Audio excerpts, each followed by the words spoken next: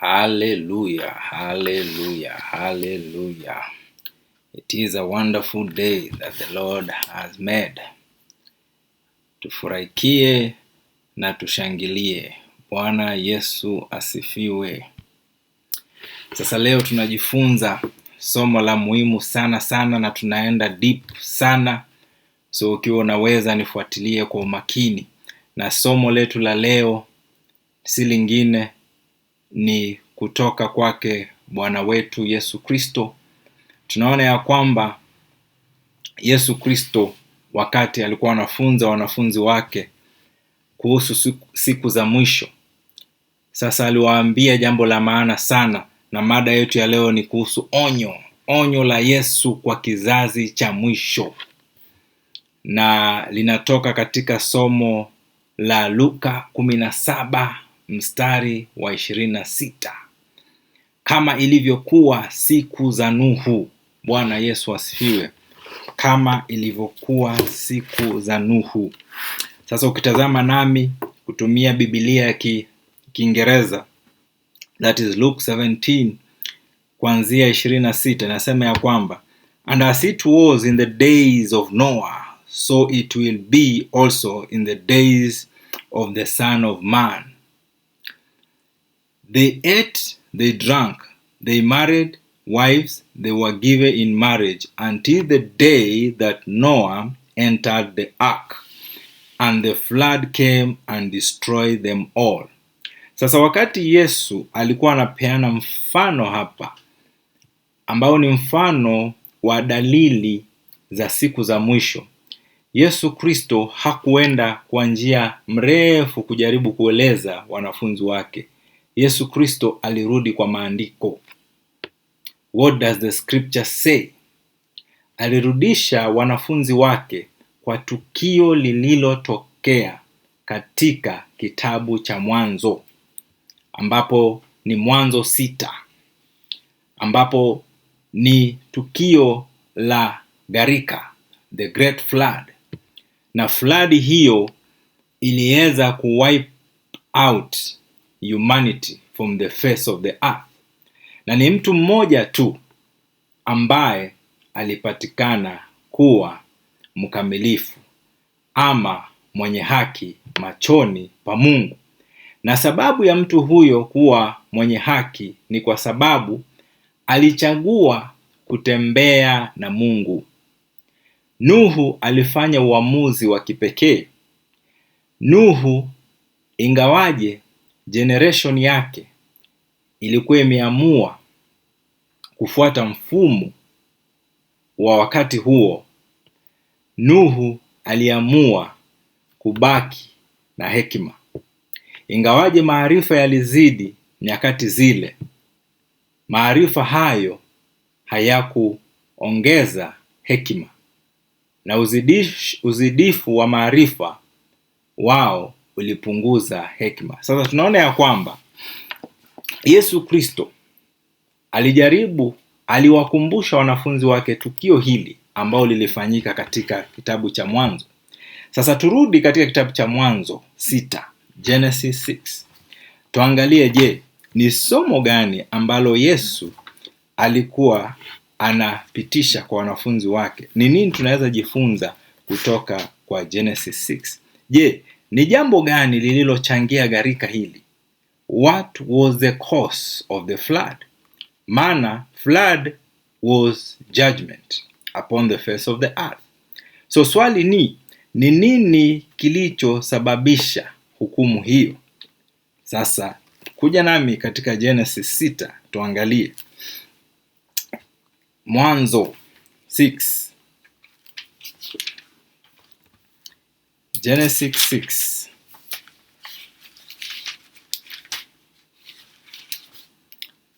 Genesis 6 inatuambia hivi. Inaanza hivi. Now it came to pass when men began to multiply on the face of the earth, and daughters were born to them. Inaanza kutuambia kwamba kuna wakati fulani ambapo wanaume walianza kuongezeka. Men began to multiply, and because of the multiplication of men, daughters were born to them. And the reason was for men to have wives. Now, verse 2 inasema ya kwamba, that the sons of God saw the daughters of men, that they were beautiful, and they took wives for themselves of all whom they chose. Now, the sons of God hapo kiangalia ni the angels.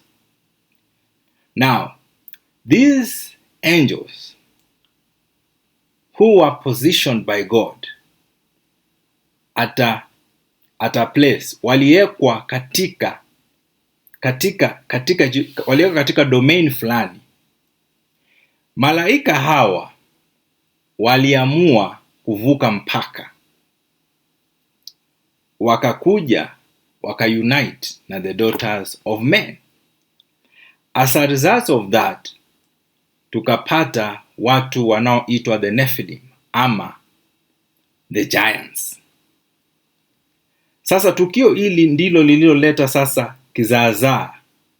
Maana these fallen angels ambao walioa the daughters of men walianza kufunza wanadamu the forbidden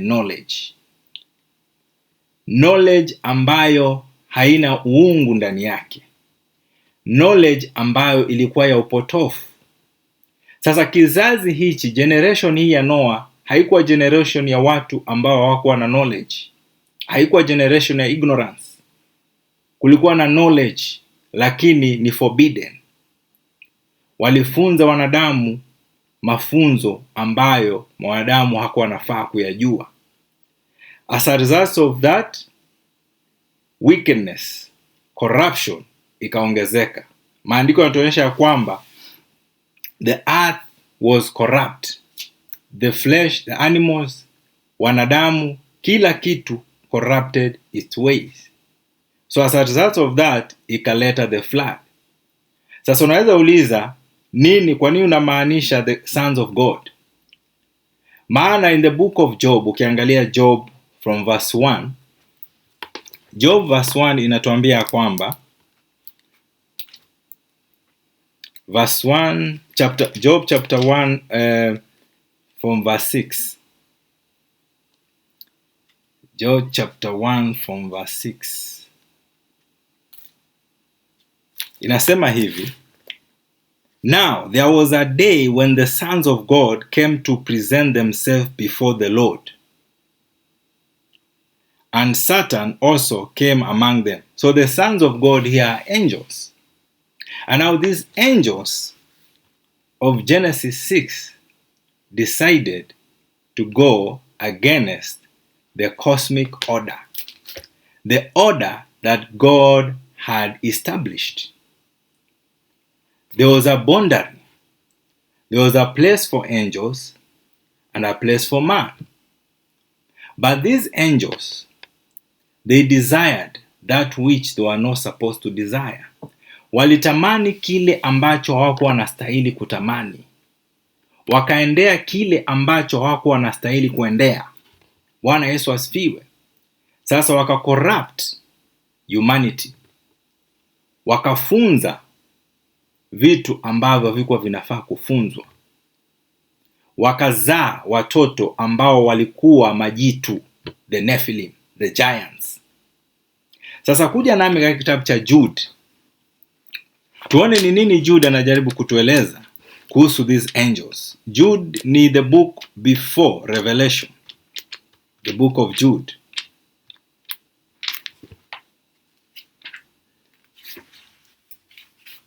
Jude chapter 1 from verse 6. Jude anasema hivi, and the angels who did not keep their proper domain but left their own abode, he has reserved in everlasting chains under darkness for the judgment of the great day.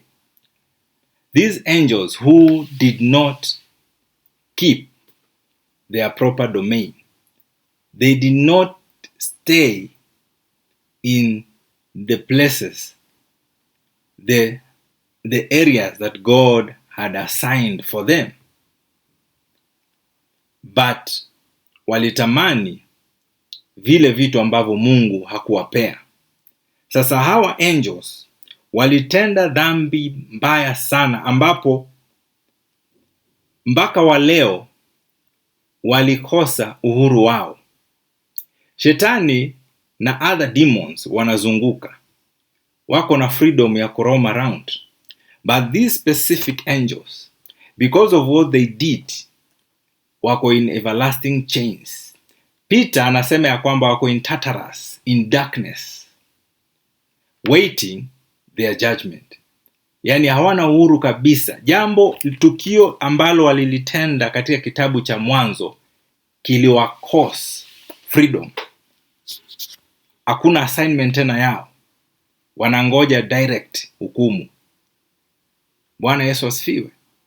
Sasa Jude anaendelea kusema verse 7, as Sodom and Gomorrah and the cities around them, in a similar manner to these, having given themselves over to sexual immorality and gone after strange flesh, are set forth as an example, suffering the vengeance of eternal fire.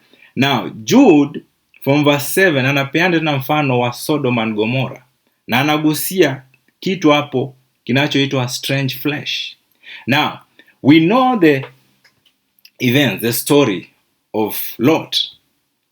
Wakati Lot alipata wageni Lot, na wageni hawa wakawa ni malaika, walikuwa wamemtembelea. Maandiko yanatuonyesha ya kwamba that the young and the old, watu wa the city of Sodom, walienda kwa Lot na wakataka wapewe wageni hao waweze kulala na wao. Lakini Lot aliwasihi sana, akawaambia wachaneni na wageni hawa. Kama mnaweza, chukueni wasichana wangu ambao bado ni virgin. Lakini watu hawa walikataa. Ndipo hapa Jude anatuonyesha kwamba they went after strange flesh. This flesh, these men were not just men, they were extraordinary men, they were angels. Now the men in Sodom walitaka kulala na angels. Ili cause destruction. Fire came from heaven, ika destroy that place mpaka wa leo huwezi iona. So in Genesis 6 we see angels leaving their proper assigned place, going after the daughters of men. And then in Genesis about Lot, tunaona now men wanaacha their places, wanaenda after strange flesh. Hallelujah. These two similar events ziko linked together, because both of them zilisababisha judgment ikafall upon these people. Now Jesus anaonyesha wanafunzi wake that in those days, end times, it will be like the days of Noah, where tunaona ya kwamba in the days of Noah there was an increase of knowledge. And that's why ukisoma kitabu cha Mwanzo kuanzia chapter 4 mpaka 6, unaona ya kwamba the lineage of Cain, hichi kizazi kilikuwa na maarifa, kulikuwa na increase of technology. Teknolojia iliongezeka, maana hapo ndo kulifumbwa inaitwa nini, chuma zilitokea, weapons zilianza kutengenezwa. Na tunaona pia ni wakati huo ambapo ukulima ulikuwa tena. Wakati huo ndio inaitwanga nini, usanii, muziki ulifanyika, sanaa ilifanyika. So technologically inventions zilifanyika wakati huo. Wanadamu hawakuwa katika giza, ujuzi ulikuwa, maarifa yalikuwa, lakini maarifa hayo na uongezeko wake kulikuwa na upungufu wa hekima. Bwana Yesu asifiwe. Sasa Yesu wakati anaonyesha wanafunzi wake ya kwamba tukio lililotokea wakati wa Nuhu, the patterns. So Yesu anafunza wanafunzi wake jinsi ya kuangalia patterns, ya kwamba yale mambo yaliyofanyika wakati wa Nuhu, mambo yaliyosababisha gharika, mambo hayo mtayaona tena nyakati za mwisho zikikaribia. elimu inaitwanga nini? Maarifa yatazidi, knowledge itaongezeka, lakini knowledge hiyo haitakuwa na uungu ndani yake. Licha na kuongezeka kwa knowledge hiyo, hakutakuwa na the fear of God. Ni knowledge outside God. Na kuongezeka kwa knowledge hiyo, hakutakuwa na hekima. Bwana Yesu asifiwe. Sasa tunaona ya kwamba that siku za mwisho Yesu aliziambatanisha na siku za Nuhu. Yesu alitumia historia si kututisha, bali kutufunza umuhimu wa nini? Wa kuwa tayari kama watoto wa Mungu. Maana tunaona ya kwamba siku za Nuhu hazikuwa siku za ujinga, zilikuwa na maarifa mengi. Siku tunazoishi leo sio siku za ujinga. Umaarifa umezidi, teknolojia imezidi. Tuko na AI, artificial intelligence. Iko hata level yenye ni ya juu sana. Leo kuna robots ambao wana serve humans. Kuna mambo mengi yamefanyika leo. Hallelujah. So tunaona ya kwamba tatizo la siku za Nuhu lilikuwa kuvuka mipaka. Tatizo la siku za Nuhu zilikuwa kuvuka mpaka. Jinsi tulivyoona katika kitabu cha Yuda. Wale watu wa Sodom walitaka kuvuka mipaka, kuweza kulala na malaika, kuendea strange flesh. Siku za Nuhu pia ilifanyika hivyo. Malaika walivuka mipaka. Kama kuna kitu kimoja unafaa uelewe, ndugu, dada, ni kwamba Mungu heshimu mipaka ambayo ameweka hapa duniani. Kuvuka mipaka ya kiroho ni hatari kwenye lango. Kuvuka mipaka ndiyo iliyoleta hukumu katika siku za Nuhu na katika siku za Lot. So Yesu alionyesha ya kwamba mkitaka kuelewa siku za kesho, siku za mwisho, then kutakuwa na uvukaji mipaka. Kutakuwa na maarifa ambayo yamevuka mipaka. Kutakuwa na teknolojia ambayo imevuka mipaka. Kutakuwa na mafundisho ambayo yamevuka mipaka. Bwana Yesu asifiwe. Maana Mungu ameweka mipaka hapo duniani. God is a God of order. Mungu aliestablish order in Genesis. When tunaona ya kwamba kulikuwa na chaos, darkness was all over, God stepped in, Jehovah Elohim, na akaestablish order. Akasema na iwe nuru mahali palikuwa na giza, na ikafanyika. So wewe kama mwanadamu, jua kuchunga mipaka. Maana jinsi tulivyoona ya kwamba kama ilivyokuwa wakati wa Nuhu, kulikuwa na uongezefu wa maarifa, lakini kulikuwa na upungufu wa hekima. Ndivyo ilivyo siku za mwisho. Tunaishi katika kizazi ambacho watu wanajua mengi, lakini wanajua machache kuhusu Mungu, ama hawajui chochote kuhusu Mungu. Vijana wanajua zaidi kuliko wazazi wao, na ujuaji wao wote hauleti hekima, hauleti mazao. Ujuaji wote unapotosha. Bwana Yesu asifiwe.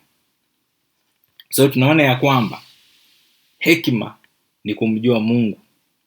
Knowledge ni ile ya Mungu. Tena Yesu anaendelea kusema ya kwamba wakati huo watu walikunywa, walioana, walipeana kwa ndoa. Maisha yalikuwa as usual kwa mwanadamu, lakini bila Mungu, bila the fear of the Lord. Watu waliishi kama kawaida, lakini hawakuishi kulingana na mapenzi ya Mungu. Wakati wa Nuhu pia tunaona ya kwamba licha ya kuwa kulikuwa na mfumo fulani ambao dunia ilikuwa imechukua, kulikuwa na mtu mmoja ambaye maandiko yanatuonyesha kwamba alikuwa mtu mwenye haki, maana Nuhu alitembea na Mungu. Hata kama mazingira yake, kizazi chake, generation yake ilifuata mfumo wa wakati huo, Nuhu make a decision ya kwamba yeye na nyumba yake atamfuata Mungu. Na Nuhu alikuwa mwaminifu kwa mwito wake. Wewe kama mtumishi wa Mungu, kuwa mwaminifu kuwa mwaminifu to the call of God. Be faithful to your call, not to men or women. Be faithful to your call. Noah was faithful to his call. Wakati Noah aliitwa kujenga the ark, Noah obeyed, because it was through the ark that salvation was to be delivered. These fallen angels ambao tumesoma katika the book of Genesis 6, their purpose was to destroy God's plan of redemption, because in Genesis Mungu aliahidi ya kwamba the seed of the woman, the womb, will crush over the head of the serpent. So walikuwa wanataka kumess na lineage ya Jesus Christ, na the messianic lineage, and that was the wrong move that they had made. Walitaka kucorrupt the system. Yani, in short, hawakuwa wanataka Mungu aje duniani hapa. So walikuwa na mess na DNA ya mwanadamu. Na because of that, walicommit the unforgivable sin. Because of that, wali lose their freedom. Wako in chains till today, waiting judgment. Bwana Yesu asifiwe. Sasa kama uko pale na umesikia sauti yangu ya siku ya leo, Mungu alipenda usikize sauti hii. Ni wewe Mungu anakuongelesha. Mungu anataka umpatie maisha yako. Umpatie maisha yako. Anataka kukuokoa kupitia mwanawe Yesu Kristo. Sasa kama unanisikiliza, rudia nyuma yangu, sema, Bwana Yesu, mimi ni mwenye dhambi. Naja mbele zako, nisamehe dhambi zangu zote na makosa.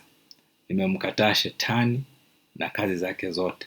Nimeukubali Yesu uwe Bwana na mkombozi wa maisha yangu, kuanzia leo na hata milele. Amen. Kama umeomba maombi haya nyuma yangu, wewe umeokoka na wewe ni mwana wa Mungu. Na kama ujumbe huu umekubariki, ninakuomba usisahau kusubscribe, usisahau kushare na usisahau kubonyeza the like button. Na pia ukiweza watch the full video uweze kuelewa the full meaning of the message. God bless you and shalom.